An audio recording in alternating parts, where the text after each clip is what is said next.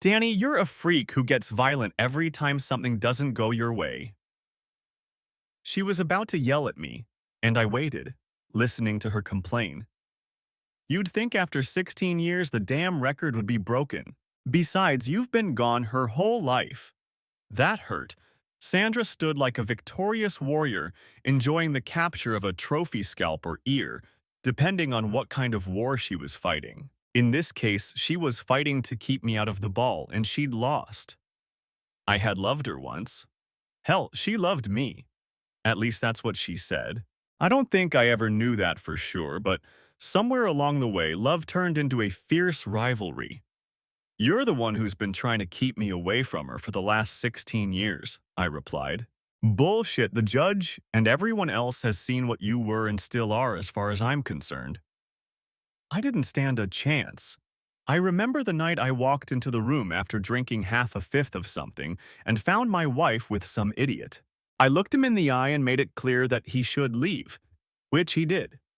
It did a lot of good. I ended up in the county jail but was bailed out by my top and taken to Camp Pendleton. 2 days later, Sandra served me with a restraining order, and the locals dropped the charges against me on the condition that I leave within 30 days. In retrospect, I realized that was the plan.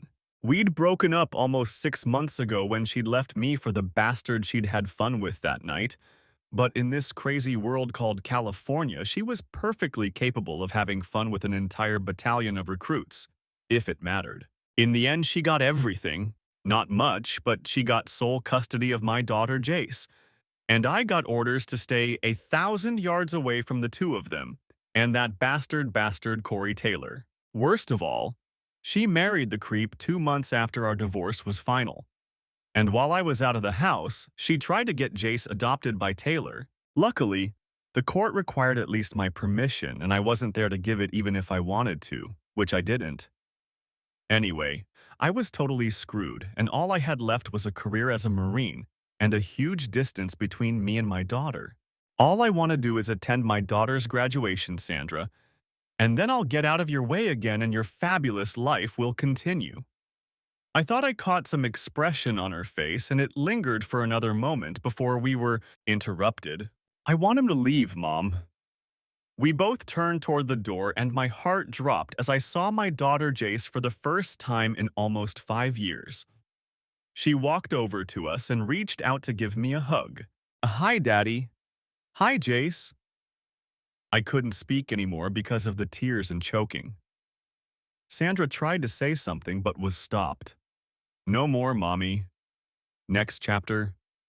Rhonda Bro had one hell of a daughter named Sandra.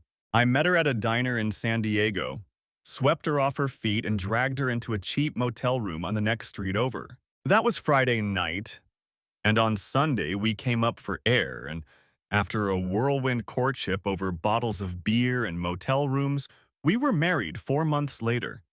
I was 23 and she was just over 19. Jay showed up a couple years later and things went downhill from there. I did short assignments on the CVN 71 Theodore Roosevelt out of San Diego and was away from home for up to 6 months. She knew what she was getting into when we got married. Her mom, Rhonda, had been married for 25 years to a Marine Corps pilot who had died 10 years earlier in an exercise off the island of Guam. Rhonda walked me through the trials on one side and the other before giving her blessing on our marriage. I ended up having a longtime friend that I didn't even realize I had until it was really important. I guess sometimes you can see it coming, but in my case I should have seen it coming months earlier. I came in from rotation after a 3-month tour, and it hit me right in the face. I'm getting a divorce, Danny. You're what? Divorce, I'm getting a divorce. I'm sorry I didn't plan it, but I found someone else. She started talking shit about how I wasn't there for her and that she never wanted this to happen. But it was all just pissing me off. Jace is away at his mom's for a few days. I want you to move out this weekend. I left papers on the kitchen table for you to sign. With those words, she was out the door, and my beer bottle hit the screen just as she pulled into the driveway. From then on, it was business as usual. Somehow, through the fog, I managed to get all my stuff together and put it in storage before I checked out of the barracks. Since I was a sergeant, I was assigned one of the corner rooms on the floor with columns. I wasn't alone. There were 3 other sergeants on the floor, and each of them had gone through at least one divorce. They found a solution to my problems at the distillery, and I stayed there for the next 6 months when I wasn't working. The problem was that the booze wasn't helping either, and the rage kept building until one night I got drunk. I found myself outside my old house and there was someone else's car in the driveway. I pulled an old key out of the mailbox and let myself in. Today, I realized it was my fault. That woman had left me alone, and I should have moved on with my life and things could have turned out differently. Unfortunately, I had a half a fifth and an excess of stupidity in me to go up against a woman who didn't care about me anyway. I stood in the bedroom doorway and watched the fat bastard entertain my wife, or at least she was supposed to be my wife. I grabbed the bastard. At that moment, I pulled out my M1911 pistol, and it scared him so much that he immediately started pissing on the carpet at his feet, looking at me in horror. I think he still believes to this day that I was going to destroy him right there. If I still had half a fifth left in me, I would have. He knew enough to run like hell, and he did, right out of the house. Sandra, on the other hand, sat calmly in her seat, just as she had the day she was born, and dialed 911. She didn't say a word, and I just went down to the kitchen and found a beer in the fridge, one of those expensive imported ales. The bastard must have money. 15 minutes later, I was arrested and sitting in the back of the car, heading to jail. 22 days after that, I was out to sea on a 6-month tour. Shortly after that, I realized that I had really screwed up and tried to make something out of this unpleasant situation. I wrote letters. Hell, I wrote a whole bunch of letters, but to no avail, until I wrote one to Rhonda Bro. I got a reply when we were in the port of Yokosuka, Japan. Sandra hated me for what I had done that night and would not allow me to have any contact with them. Rhonda was much more lenient. She wrote me a long letter that included the following. Dear Danny boy, you're a serious bastard if they're keeping you in Sushi Town. You know that, don't you? I know you're hurting from everything that's happened, but I want you to know that I'll do everything in my power to help. Little Jay spends a lot of time with me, and she'll know about her daddy no matter what her mother is up to. When the judge stopped her adoption attempt, she should have realized what she was doing.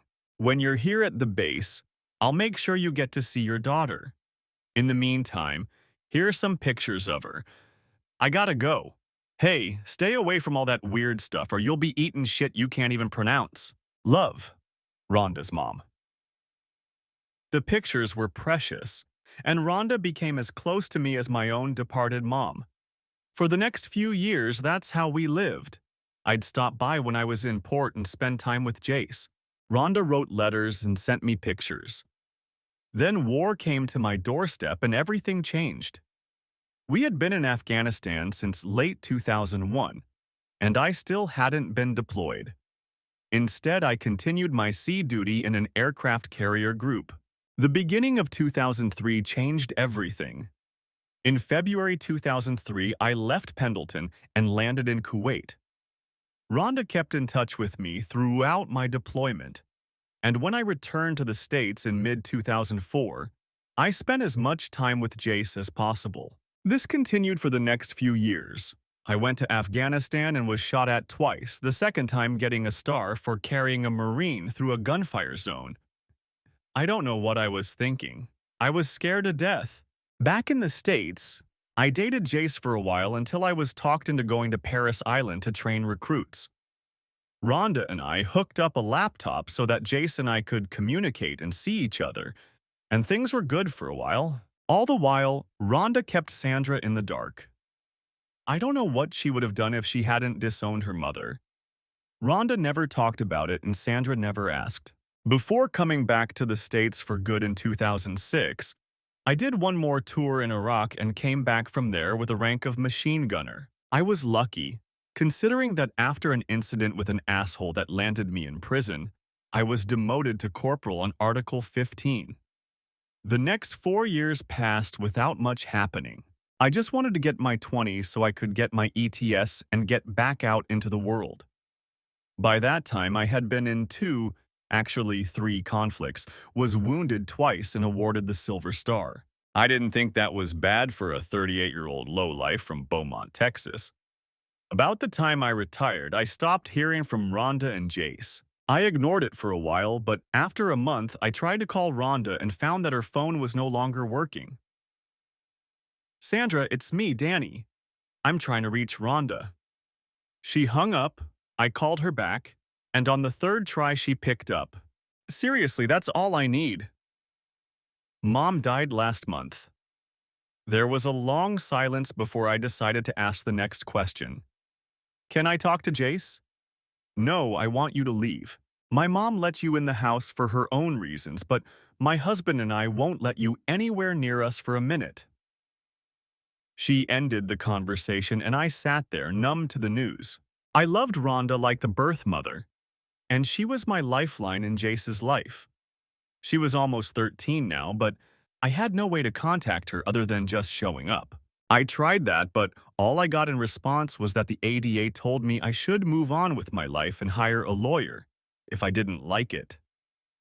I don't know if Jace was there or not, but I know the bastard and Sandra were there. At that point, I turned the matter over to the lawyer.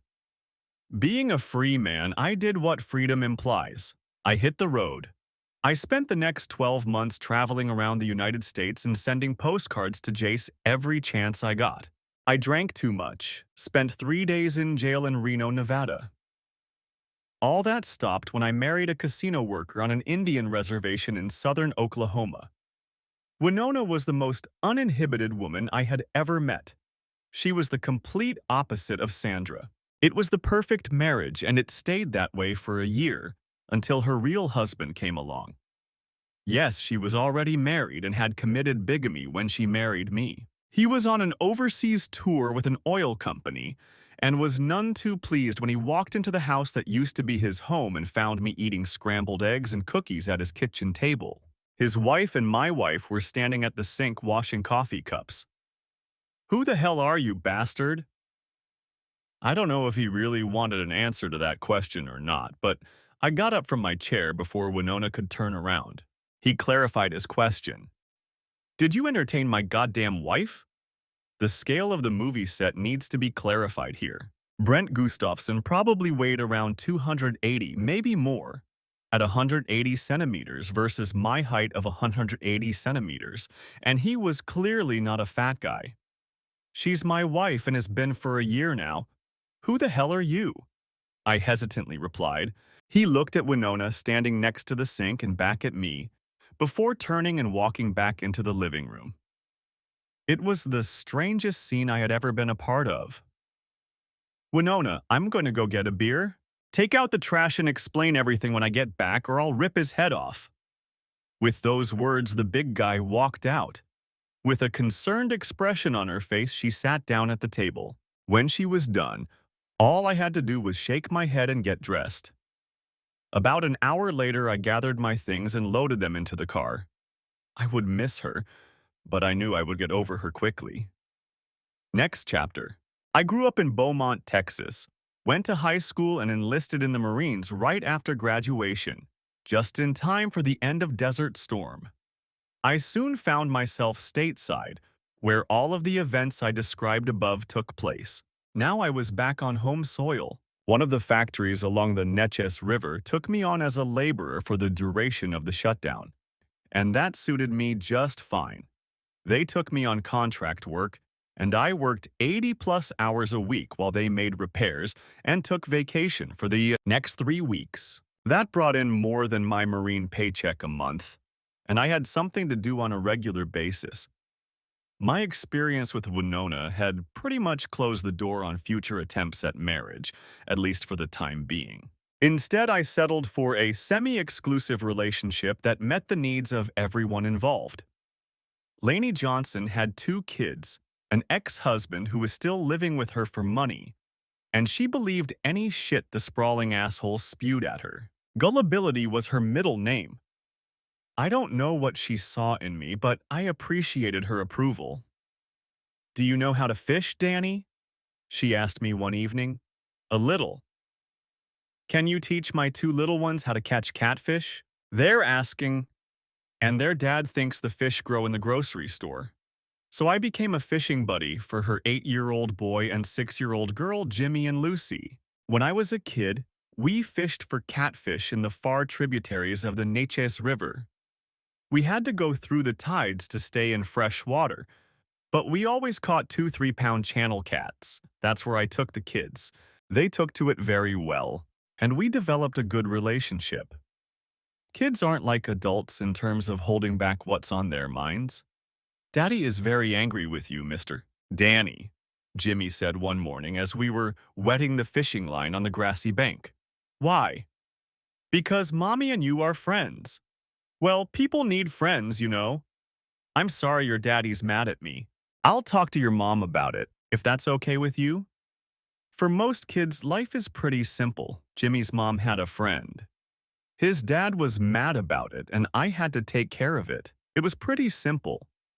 The problem was that it wasn't that simple. The ex-husband wasn't just living in the old marital home for economic reasons. He wanted his old lady back, and I was standing in his way. I don't know what caused their divorce, but a few things strike me as amusing. One of them is taking part in ruining other people's family situations. Did Jimmy tell you that?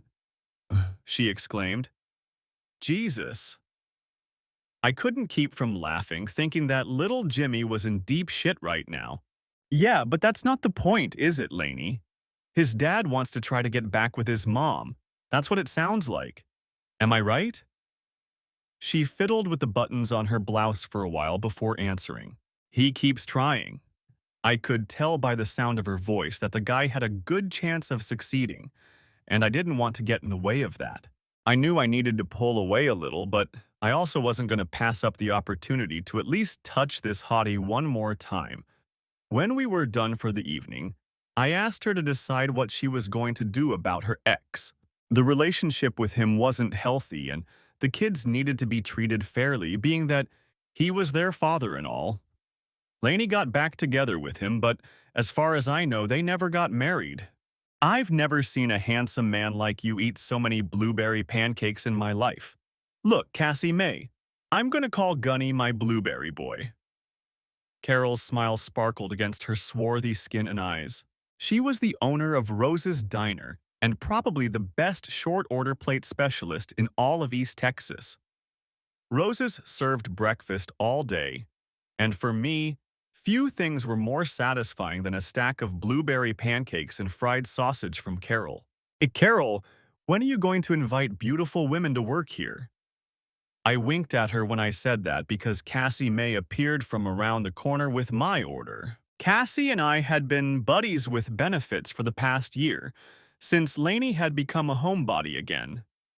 What do you want, Gunny Blueberry? Blondes, Negroes? Or maybe I can find you one of those exotic Eskimo women that men share with visitors in their igloos. Carol roared at her own attempt at humor, and her entire large figure vibrated with each chuckle. She'd been soothing my tortured soul ever since I'd returned to Beaumont a couple years ago. Though I didn't remember it, Carol had known my mom when I was very young and had stopped by when she started getting sick, so we knew each other. I'll take this pretty brunette right here, I said as I put my arm around Cassie May's waist. Yeah, but will she take you, Blueberry Boy?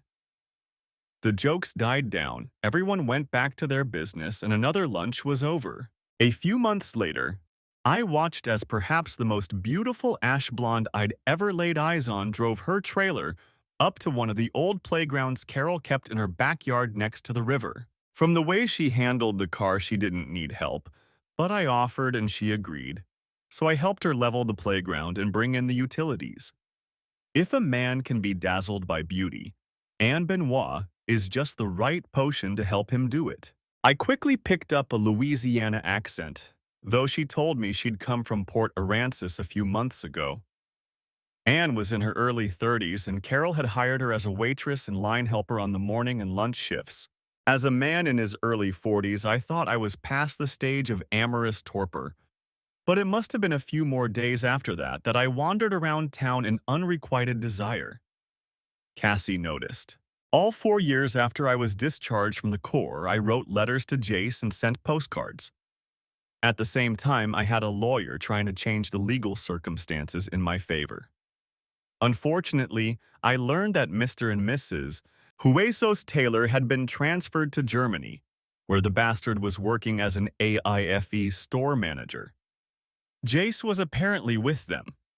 Before we could react, they were in Italy and then off to England.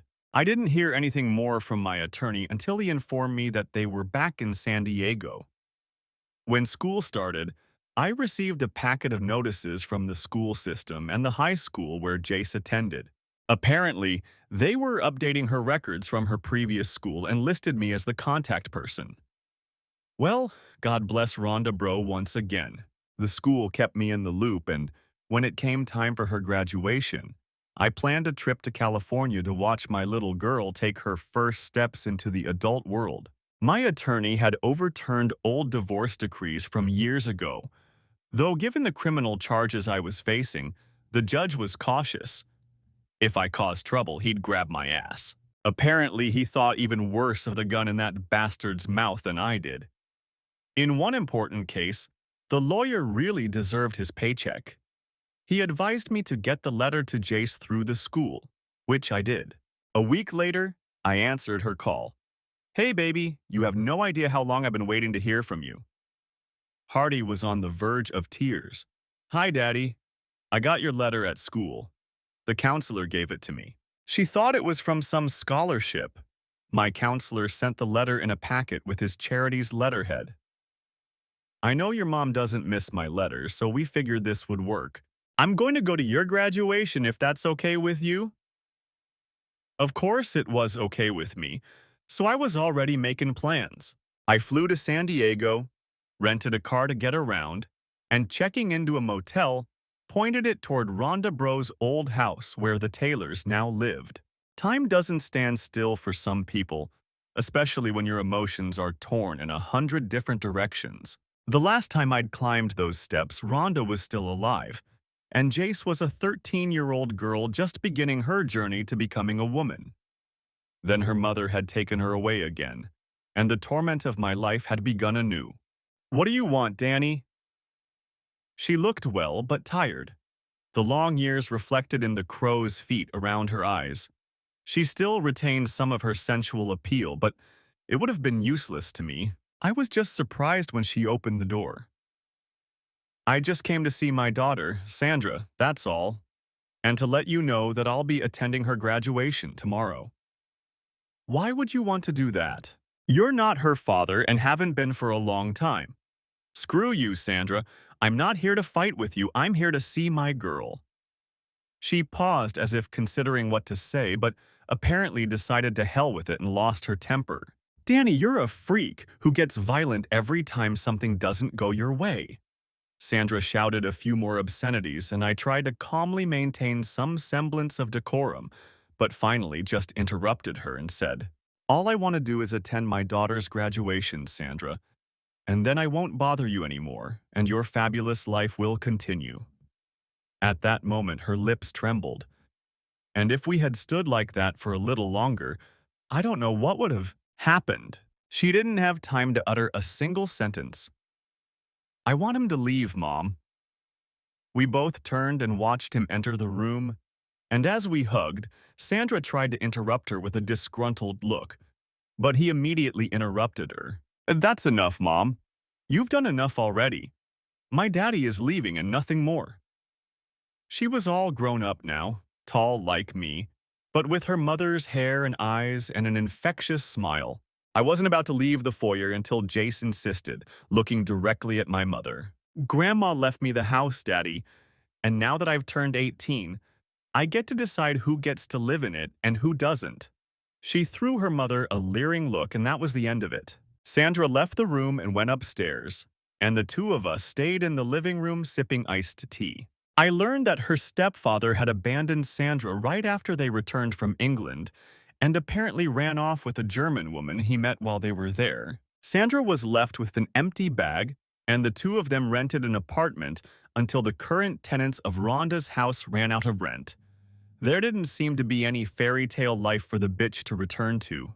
I'd be lying if I said I wasn't thrilled with the news, but I think I did a good job of hiding it from Jace. As it turned out, I didn't have to hide anything. She pretty much knew the whole story of my divorce and subsequent events with Sandra. Rhonda had written Jace several long letters and kept them in her journal, which she had left at the house when she left. She wasn't one to talk nonstop, and here she didn't fail. "I hated Corey," she said, sipping from her glass. "He was an evil man. He used to beat my mom on the hands. He tried to do it to me once, and I slapped him so hard my arm hurt, and told him in passing that if he touched me again, Daddy would cut his damn heart out. I think that scared the hell out of him. He knows I'd do the same thing. He's lucky to be alive today." I hadn't seen her in almost 5 years, but we'd kept in touch over the past few months as I'd found common ground with her at school. I lost her adolescence, but the connections we made when she was a girl helped us get through it, as did what her grandmother, Rhonda, instilled in her. I came to the prom, and afterward the two of us went out for a bite to eat before she went to celebrate with her high school friends. I couldn't say no to her. Sandra wanted to talk later, but I waved her off. As far as I knew, she didn't have anything I wanted to hear other than her last breath, and I didn't want to be present for that. After spending a few days there, I returned to Beaumont to begin closing the plant. Mason Fremont's lifeless body was slung over my shoulder, and I laid him on the ground behind the trailer. The girls called him Mange because he was always scratching his damn head. I just called him asshole, short for rotten piece of shit. Frimpont was a lazy lowlife who bounced from job to job up and down the river and toward Orange when he could find work. He took early retirement from one of the refineries, and every once in a while I'd find him on my crew, forced to cover his sorry ass until the company finally had an epiphany and removed him from the contractor call list. He found a temp job upriver that put some money in his pocket and started hanging out at the rows between shifts, continuing his rude mannerisms and comments. None of the girls wanted to put up with him, especially Anne, and after all, she was the one he was most drawn to. Not that I could blame him. She's just gorgeous. Carol was having a busy day at the rows. One of their assistants was sick and understaffed, and another girl had left because of baby problems. I picked up my plate while Anne fiddled around in the backyard helping with the CP. Fremont, according to Carol, had been there since lunchtime sipping coffee and eating morning pastries. I was just finishing another plate of pancakes and sausage when Anne came out of the back room looking like a soaked rat. A couple minutes later, Frimpont tossed a dollar bill on the table and walked out the front door to, I guessed, go back to his job. Had I turned around a moment later, I wouldn't have seen his head sailing past the side window, heading toward Anne's trailer by the river. Turning back to the waitress, I saw Frimpont walk through the trailer door. "Hey, Carol, we have a problem at the river." Frimpont. Carol held a large baseball bat next to the counter. I grabbed it and sprinted out the door, briskly heading towards the river. As I entered the house, I looked toward the back room and saw him. There was no longer any doubt now that he had entered Gunny's world. The bat had struck Fremont. Carol came in next to me and tried to calm Anne down. "You're all right now," I told her. "I saw him heading toward the trailer right after you left, and I knew he was up to no good." I told Carol about it, and then I grabbed the bat behind the counter. "No one's gonna miss that nasty bastard. And we don't need the cops, so I'll take care of it." I hefted him onto my shoulder and carried the body to the backyard. After the girls went back to the diner, Mason Fremont sailed away in a skiff with Gunny Beauregard, and as far as I know, no one has seen or heard from him since. I suppose that makes me a murderer in the eyes of some, and that may be true if it concerns them. On the other hand, I don't consider the defense of the man in this case to be murder, and, except for the fact that I didn't call the police, I can sleep easy. Anne seemed to take everything for granted and went back to normal. I certainly appreciated her new love and appreciation for my presence lately, and things soon returned to normal Rose. Her name is Macy Gunny, and over there is her mom. Anne is her middle name. She hasn't run away from anything in 2 years. Carol made a serious yet motherly kind face. Anne, or Macy, didn't talk too much about her background. Like I said, I knew she was from Louisiana, but other than Carol, the only other close relative was old Sally across the river where she worked in a garden stand. About a year ago, she died, and Anne came to work for Rose. There was some guy here recently who asked about Anne, told me a little about her, and then gave me a card to call her mom if I wanted to. I called, and her mom called me back when she found out she lived here and let me know who she was. Hell, I've been calling her Anne for a year now. Guess I'll have to get used to Macy now. She's in the trailer now, and her mom will be here soon. I sipped my coffee and watched Macy's mom get up, give Carol a hug, then walk out the side door and head for the river. Like Carol, I too had to get used to a new name. The next morning, I was called in for an emergency plant shutdown. And when I was released on vacation a few days later, Macy was already back in Louisiana with her mom. Cassie May still worked at the diner and rolled the dice at my house a couple times a week. But one afternoon, she sat down at the table and informed me that she had met a guy she thought she might have a serious relationship with. In the end, that must have been a good thing, because shortly thereafter, Jace announced that she wanted to stay with me for a while before starting college. She enrolled at LSU in Baton Rouge, taking a few months off from school. I had an extra bedroom, and I was well enough trained in the Corps to keep things neat and clean, so Jace had no problem moving in with me. By the time she left for school, she had cleaned up my house and made me promise to visit her when I could, and keep the spare room open for her returns. In the whole time she was here, she never once mentioned her mother. It didn't matter. Sandra showed up in Beaumont about a week after Jace left. "Sandra, what the hell do you want?" She sat at my kitchen table, looking pretty damn good for a guy who hadn't entertained in 3 weeks. And it wasn't for lack of trying. I'd been busy all week with Jace and work at the plant. "I just wanted to come clean and apologize, Danny. That's all." "What's there to apologize for, Sandra? I've long since forgotten all about it and moved on with my life." "You know what I mean, Danny." "No, hell no, I don't." "Look, what the hell are you even doing in Beaumont, girl? You run out of money, no place to live. That can't be right. You can still live at Rhonda's house. Speaking of which, do you know I was closer to her than her own daughter?" As soon as I said that, I regretted it. It allowed the conversation to get emotional and for me to lose my temper, which I did. She started sobbing at the table. I remember thinking, screw me. I hate it when a woman cries, even if it's a bitch. I guess that's just who I am. I know Rhonda hated what Sandra did, but she still loved her daughter, and I shouldn't have said that. Anyway, tears were now flowing down my desk. The gunsmith decided to put a cold beer in front of her, which I did, 6 bottles each. She ended up staying the night in Jace's room and was there for another week. It was mind-blowing. She somehow decided that after all these years of being single, she could convince me to give her another chance. The next morning, I invited her to sit at the table. "Sandra, I don't know what you wanted to accomplish last night, but you should know that it's time to move on. I'll never love you again. Hell, I don't even like you. It's just the way things are." "I can live with that, Danny." She startled me with her answer. "Maybe, but I certainly couldn't. So I guess the big question is, why would you want to?" She got up to pour herself some coffee and filled my cup. "I've been afraid of you for years, Danny. Ever since you beat up Corey and humiliated him in front of me. He never got over it and knew you would always outshine him because of it. And you know, he was right. He was pushing me away from you just by being around you, having a stable life and all that.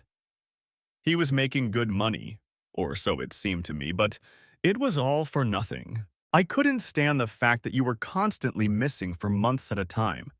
Problem was, I couldn't handle you being gone forever either, so what do you dumbasses call it? adjust and overcome. I just kept telling myself that you're a bad bastard I can't let near me, and if I add Corey here, things will go my way. It was his idea to adopt Jace, not mine. His idea was pouring salt on the wound. The problem is, Danny, I never stopped loving you, even after being divorced all these years and married to that pathetic shit for brains. How could I? Look at you. You're a tattooed bad boy, Marine. Hard as a nail and tender as a lamb when you want to be.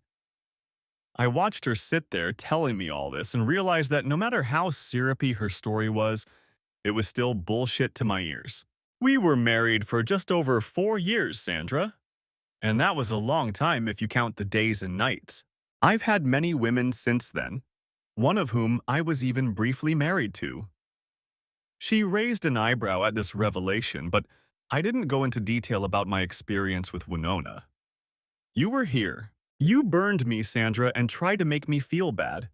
Hell, you made me feel bad. If it wasn't for Rhonda Bro, I wouldn't have recognized Jace at all. I have to tell you, Jace doesn't like you too much for all that. It doesn't matter, Sandra. I just don't want this relationship.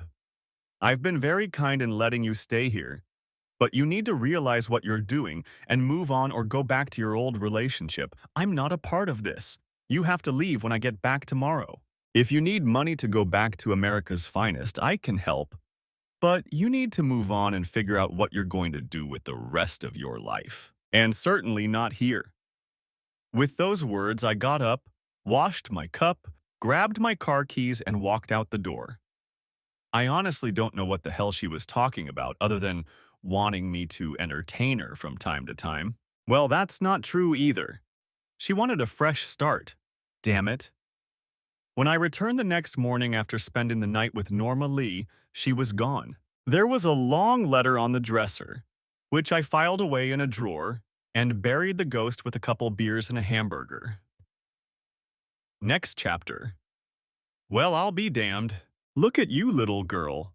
Macy Benoit, nicknamed Anna, lowered herself into the seat across from me, looking as beautiful as ever. Her hair had grown back a little since I'd last seen her, and she looked well-groomed, not at all like when she'd worked as a waitress at Carol's. "Hi, Gunny, you look really good," she smiled. It felt good to have her sitting across from me. I'd be a liar if I said I hadn't lusted after this precious beauty since I'd first seen her. But there was something about her, admiration, respect, maybe even a sense of security that made me see her as more than just a conqueror. Heck, I wasn't fooling myself. I could love a woman like that even if she was more than a decade younger than me. I can't say I expected to see you around these parts, Macy, but it sure is nice to meet you again. For a moment I didn't catch her gaze, but I'd seen it on many women, and it was mutual, it was eager. After chatting for a few minutes with a few of the girls and Carol, she got down to business. "I have something for you, Gunny, in my trailer. I seem to have red blood running through me, and I don't need a second invitation." We cut to the chase. "So where are you going to go next, baby girl?" "I don't know, Gunny. I guess I'll probably drive around for a while and see things I've never seen. Maybe I'll go to California, maybe even Alaska. I don't know." Later in the afternoon, she would pack for the road to go somewhere. As we parted, she hugged me tightly and slipped something into my pocket. "Daniel P. Gunny Beauregard, I don't want you looking at this until I'm gone, okay? I mean it, until I'm gone." I looked into her sweet eyes and just nodded. I needed to get back to the house to make it before the next stop at the plant started closer to evening. I kissed Macy Ann Beloit one more time and climbed into my truck, heading for the house. She stayed late to say goodbye to Carol and the girls, and I waved goodbye and sped off. I don't think I had ever felt this way about a woman before that moment. Not even Sandra when we were first married. I experienced puppy love on the way home, and when I got home I just undressed and fell asleep until I had to get up and go to work. Because of the power outage, I was without money for a few days, and when I finally got back to Rose's house, the girls started telling me all about Carol. "Slow down, Cassie May. I don't understand every word." Miss Carroll left us in charge of the diner for a while after she left a couple of days ago to look for Macy Ann. Why did she do that? Is she in some kind of trouble? I asked with growing concern. There were several people looking for her, and Carol wasn't too happy with their behavior. She asked me to tell you to call her as soon as we see you. She tried to call earlier, but you were buried in the garden. We can't take phones and cameras with us, so I've always left mine in the truck.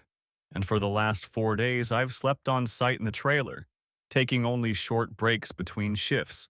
Okay, then have one of you girls bring me my usual tea and I'll get her.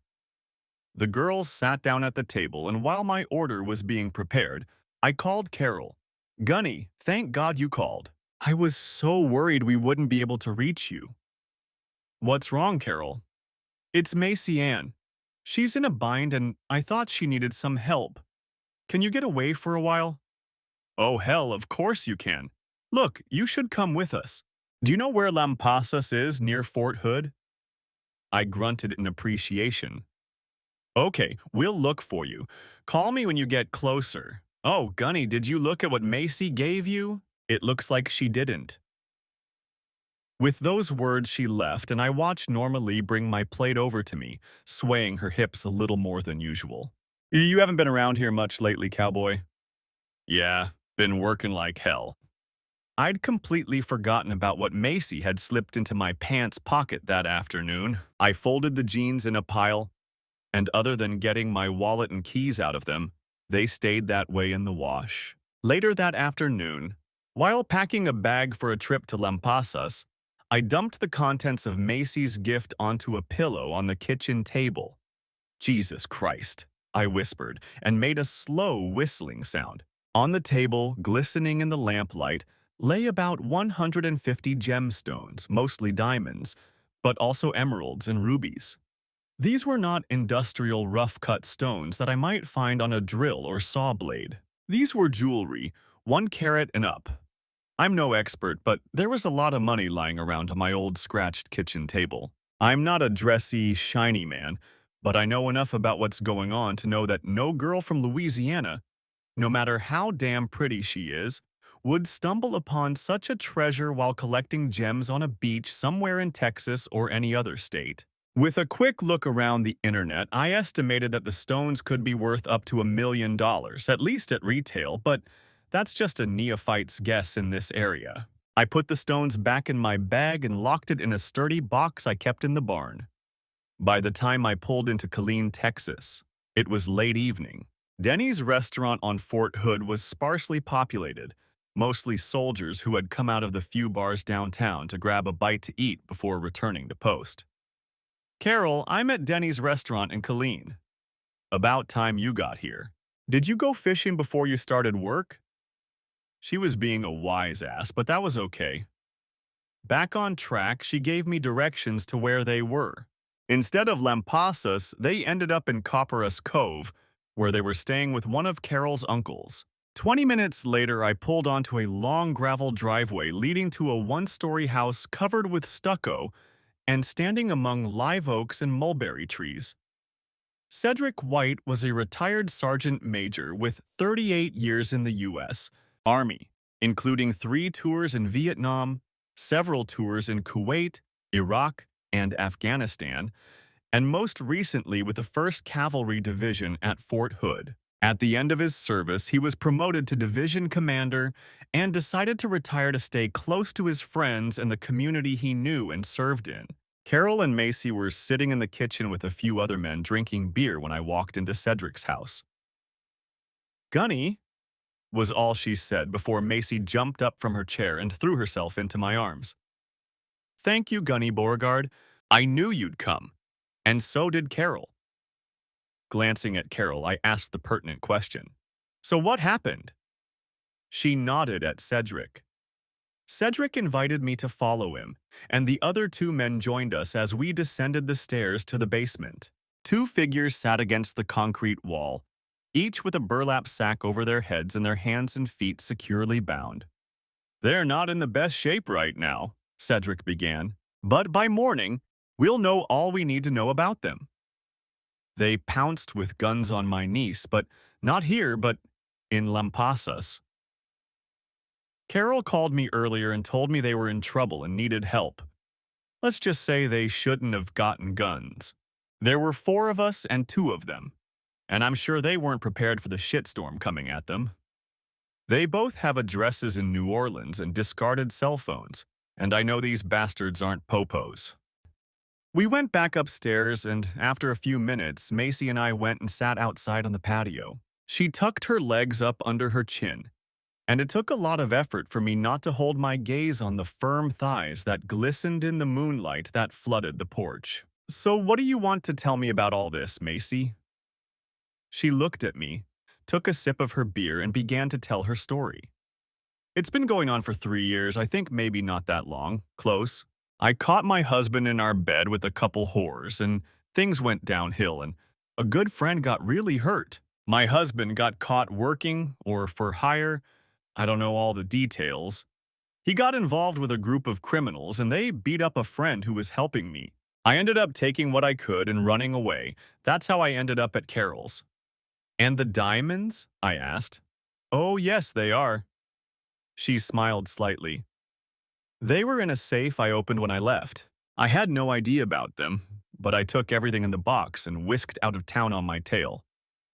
I later learned that the same criminals and my now ex-husband were suspected of being involved in a jewelry store robbery that was still unsolved. Jimmy, my ex, is serving a 20-year sentence in Dixon, Louisiana, after being convicted of organizing the robbery as well as beating up my friend.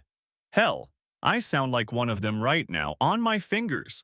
As for the gems, I have a whole bag of them, about as many as I gave you and Carol. I've done a little research. If we can find a dealer, each bag will be worth about $1.5 million, but we'll have to go to New York to do it, and we'll probably get 75% of fair value. I gave them to you, Gunny, because you mean the world to me and saved me when I was in trouble. Same with Carol. Macy, I think those people downstairs are connected to those diamonds, right? We need to find out more, but I think Cedric and his friends have already figured it out." I hugged her tightly and she walked back to Carol in the kitchen. It was getting late, so I went back to Cedric in the basement. "Gunny, I'd rather you stay here with Carol and Macy to make sure no one else sniffs around. Besides, the fewer people involved in our case, the better. Do you have a gun?" "I do. An M19 1145 caliber and a Winchester in the truck." The three of them loaded the two hooded men into the back of a tarp-covered pickup truck, and a few minutes later were driving down a gravel road to an unknown destination. Before pulling away, I cast a glance at the only man standing guard near a pair of live oak trees. "Is this your man and will he stay?" I asked. I asked. "You're very good, Gunny," he replied quickly. Inside, both women were packing for the night, and I settled down on the couch in the living room.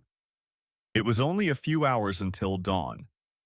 The shotgun was on the couch behind my pillow, and I kept the .545 caliber pistol under my pillow. Fortunately, the sun was already up and I didn't have to use either one. The creak of the door opening from the bedroom woke me from my slumber as the girls headed into the kitchen for breakfast. A minute later, the aroma of strong coffee wafted through the house, and, refreshed, I sat down at the table. We all ate rather quietly, and I took my plate to the guy who'd been up in the trees all night. He was a little older than me, a retired infantryman named Justin who had served with Cedric in Desert Storm and Iraqi Freedom. And as we settled into the tree sipping hot coffee, he told me about the previous events. "A couple or 3 days ago, Top called me and the other guys in on a personal matter. We've all known Top for years, and each of us has covered for the other so many times you can't count. I'm sure he'll return the favor. Anyway, he said it would be great." He grinned and continued. "Cedric's relatives are good people, as is Carol, I'm sure you know. So when he told us what was going on, we were absolutely thrilled, as were you. Carol vouched for you, moreover. Insisted on involving you in the case. I guess you each have your own story and all that. Anyway, Top asked the two of them to move into one of our houses in Lampasas until he could get there with us. He was in Dallas when Carol called, scared to death and all, He called me and I went to the house with two other guys, and the three of us got into good positions when we got there. Top had already arrived and was telling us what happened when three guys showed up and set up a break-in before we could get into the house. When we were ready to get down to business, one of them forced Carol to her knees and put a gun to her head. Three? I interrupted. Yeah, but there's only two of them now. The younger one got the son of a bitch good. 2 kill shots. Bam, bam. The man curled up like a sack and the other two were lying face down on the floor. It was a nice clean operation. The thing is, Carol told Top that there were two of them and three showed up, so, well, you know how it is. We sit and watch and wait. We've done it hundreds of times. By the time they come back, we'll know all the way through. That's a guarantee. He laughed in relief, grimly realizing that Cedric and the others were involved in this night. Jesus, Gunny, I'm really sorry you got dragged into all this. I really should be on a beach in California right now. Macy sat at the window looking out over the backyard, and I just gently stroked her shoulder as she took my hand in hers. I wouldn't want it any other way. We all need to stick together. Carol knows that. You know it too. You remember the old swear word mange, don't you? Now, when someone hurts your friends, you do the right thing, and it's the right thing to do. Yes, sir, I thought to myself. It is the right thing to do. Cedric had returned a little earlier with two other lads and whistled to Justin from behind the trees. The two captives were no longer with them, and as we gathered, he brought us up to speed, glancing at Macy before he began. It seems that the gentlemen who visited our nice congregation were once prisoners in a jail in Dixon, Louisiana. They were paroled 3 months ago, and they were intimately acquainted with a fellow named Jimmy Letourneau. I suppose Miss Macy is acquainted with him. Macy merely nodded without saying anything. So, a little over 4 years ago, a cargo ship bound for New Orleans for Louis Armstrong was robbed by someone. Exactly by whom? It's not known now, but Mr. Letourneau was sure he knew how to get his hands on the loot from the robbery. It was over $20 million worth of jewelry, diamonds, rubies, everything else. Our visitors got the information they needed, and as an incentive, Letourneau gave them this. He placed one large sparkling diamond weighing over a carat, exquisitely cut, in the center of the table. Macy shifted her gaze from the table to Cedric. It gets even better. Letourneau was murdered in prison last week. Macy sighed upon hearing that news. Rumor has it that it was revenge for him screwing up and sending the wrong people upstairs. Be that as it may, he is no longer in this world, which brings us to the present. Our two gentlemen are no longer of interest to anyone. So for the moment, if no one is aware, everything pertaining to our adventure is in this room. Cedric picked up the diamond, played with it in his fingers, and whistled. So, Carol, Macy, it looks like you're both in the safe zone for now, but I want to emphasize for now. I assume, and you can correct me if I'm wrong, Macy, that this marvelous pearl has a bunch more siblings. Am I right? Macy nodded her head again, and he continued. Okay, here's the thing. I'm an old soldier and not very good at this sort of thing, but I've been here long enough to know some people, and not all of them sit in church every Sunday. And I think you need a plan. Cedric laid out his proposal to us, and Macy agreed only if Cedric and his 3 boys would take a third, not 10% as he had suggested. Once everyone agreed, we started getting everything in order. The next day, Macy and I went to Port Aransas, across the bay from Corpus Christi, and rented a room in a small motel across from the beach. The bank didn't open until Monday, so we had all night Saturday and all day Sunday. Neither of us planned it, but we knew it would happen. And it did. Monday morning she was at the bank, and when we got back to the room, all I could do was stare at her with my mouth open in amazement. On the bed was a serious pile of gems and $100,000 in cash. That's enough for the trip. 28 bags, that should be enough. There are 7 of us and we'll make 4 trips. Cedric figures each trip will bring in $500,000. Macy kept 7 bags and returned the rest to the safety deposit box. A week later, the 6 of us boarded a plane to New York and made our first deal the next morning with several diamond dealers on 47th Street. We repeated the process 3 months later, and by the end of the year we had finalized all the deals and celebrated with a barbecue in Copperas Cove among the live oaks and mulberry bushes on Cedric White's modest ranch. The balance in several offshore accounts now totaled 1563 or $523. Cedric and his crew had received their $5 million and $635,000 had been anonymously donated to the Colleen Sergeants Club, of which Cedric was a board member. Macy tried to split the remaining amount into 3 parts, keeping $1 million for herself to split with the girls at the diner. But Carol and I insisted on taking as much per person as Cedric and his crew, and no more. Of course, the 2 of us still had the gift bags Macy had handed us earlier. Macy instructed us on what to do with the money. Always transfer the money to a second account and transfer it anonymously to your U.S. bank. Once you do that, pay federal income tax quarterly. If you leave Texas, make sure you cover all state taxes. Never forget to pay your taxes. Carol set the timer on her camera and hurried back to her seat to take a group shot. I was in between the 2 women, and our 4 commandos, diamond dealers, were in front. It was a perfect shot, and Carol made sure we got framed copies later. Next chapter. I heard a knock on the door of my house, and although I didn't feel like taking a break from the LSU Aggies baseball game, I walked out into the foyer. I was about to close the massive door, but I didn't have time. "Hey, Danny." It had been 4 years since I'd chased her away, and honestly, I hadn't regretted it for a day. Nevertheless, I invited her in, but not before looking around for some stale luggage. She still looked good, very good, and would probably always look that way. You could still feel the youthfulness of 43 years old in her. "So to what do I owe this displeasure, Sandra?" "Oh, Danny, don't be like that.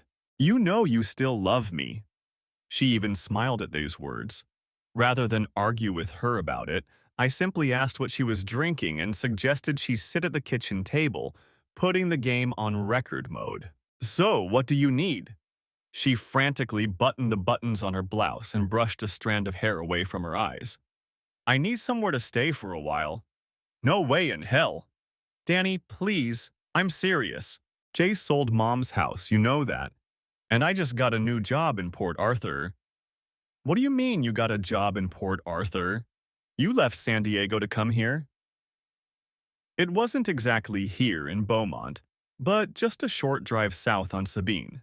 "Yes, Danny, I left home to come here. Jace got a job in Houston, and I wanted to be close enough to see her whenever I wanted to." "What makes you sure she wants to see you?" I asked, knowing that there had been spats between them, though Jace had grown warmer toward her over the past couple years. "Cut it out, Danny. Now can I stay here for a while or not?" Before I could answer, a pair of wet and dripping kids ran into the house from the backyard and quickly slammed the door shut, before a torrent of water splattered the glass. Jimmy Johnson was now 14 and his sister Lucy was 12. We still fish for catfish in the tributaries of the Neches at least once a week, and when I sold my old house and bought this one, they talked me into putting a big pool in the backyard. With apologies, the 2 of them slipped out the door, and the noise in the backyard continued. "Neighborhood kids?" she asked. "Jimmy and Lucy Johnson. Known them for years. Great kids." "Ah, I see. Danny, I really need somewhere to stay for a while, and as soon as I get my first paycheck, I'll pay you well, with interest." She smiled. Before I could reply, we were interrupted. "Of course she can stay here. We have room for guests. That's why we have an extra guest room over the garage, Danny." Sandra raised a confused look at her. One of the unspoken but strictly enforced rules between her and me was that she didn't talk to me about her mother, and she didn't talk to her mother about me. Sandra had no idea about that. I introduced myself. "Sandra, this is Lainey, the mother of those 2 children you met earlier." Lainey is my wife. Lainey, this is Sandra, my first wife and Jace's mother. Lainey held out her hand, and both women shook it.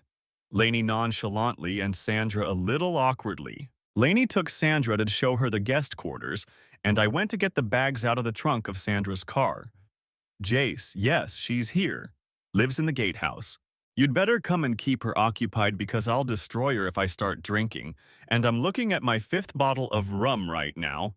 Lainey Johnson had lived with her ex-husband for a total of 18 months, and when she returned home from her shift at the rehabilitation hospital, she found him in her bed with an 18-year-old girl from the next street over. By the next morning, absolutely everything he owned that he hadn't taken on the run was piled up by the sidewalk waiting for either him or the garbage men. At that time, I was still a sort of big brother to the kids, but was absorbed in the gem capper, as we came to call it, and still went out with Norma Lee when I ran out of time, not to mention the occasional date with Macy's. About 2 years ago, when I was selling my old house and buying the one we have now, I parted ways with Norma Lee because she was getting too clingy. Macy, well, that's a whole other story, which I'll tell you about a little later. One night, while the kids were riding their bikes, Lainey brought me a beer. Gunny, I want you to make love to me tonight. I can't get enough of it. So I did, and that night, and the next, and the next, and the next, and the next, and the next, and the next, and the next, and the next, until I was called back to work. When I got off vacation, we resumed our relationship, and we'd been a couple ever since. He thought of Lainey not only as a woman, but as himself. So when things got better, I popped the question to her and gave her probably the most exquisite engagement ring ever given to a woman. Of course, I already had the stones. Lainey is different from any woman I've ever met. She is years ahead of Sandra in grace and warmth. Next chapter. Macy and I met again in Port Aransas, sharing money bills. It had become a ritual for us. The same motel room on the same beach and a weekend of amazing lovemaking. If anyone tried to raise a hand to her, I'd kill them on the spot. Gunny, I don't want this to end, she whispered as the fan dried the sweat on her glistening body. It doesn't have to, I replied, before she rolled over on her side facing me. I can't stay, and I know you're tired of traveling. If I could convince you to drop everything and come with me, would you agree? She knew me as well as I knew myself. I had traveled from port to port and unit to unit all my years in the Marines and for several years after that. I was tired of it and wanted a home with roots and a place where my daughter could come and visit me. I also knew that what Macy and I had was not the love of lifelong partners. It was the attraction of lovers and close friends. But there was more to it than that. I was in my late 40s and she was barely in her 30s. She had a life of her own, and she had to live it on her own terms. She wasn't going to marry me. Maybe in a few years I'd beat the life out of her with miles of asphalt and good times, but I needed it today, and I knew it would be with another woman. That was 2 years ago. Now, I have Lainey and her kids. I'm 48 and she's 40. We have a big house with a big pool in Beaumont, Texas, where we both grew up, and we love each other without words. Lainey has met Macy. She knows the history, well, almost all of it. And when Macy passes through these parts, she always stops here for a few days before traveling on. The last letter we got from Macy's was that she was in Santa Fe, New Mexico, running a little bistro on Johnson Street. Epilogue. Sandra lived above our garage for about 2 weeks until Jace convinced her to rent her own place. One night, Lainey and I left the bedroom window open, and I played my trumpet in a cheerful way while my little bride sang like a prima donna. She didn't stay long in Port Arthur, then found another job in Houston and moved in with Jace for a while until she got her own place. Jace. Her father doesn't want to see this, but she has fallen in love with a young man who works in the athletic department at Rice University. I suspect she's going to marry him, but only after I have a good talk with him. Rose's Diner has been turned over to the girls, and they're running it just like they used to. I still get a plate of blueberry pancakes and sausage, but usually the whole family comes with me. Carol packed up and headed west, where she works as an executive chef at Macy's Bistro. About those two men in Copperas Cove, Cedric said only that they wouldn't bother anyone else. As for how he managed to get so much information, he said, there are a lot of ex-military people working in the prison systems in Louisiana and Texas, and sometimes the good old fraternity helps. To this, I responded with a yay. All in all ended well for the old machine gunner from Beaumont, Texas. Thanks for watching, hope you enjoyed it. Subscribe to my channel and watch for the next video.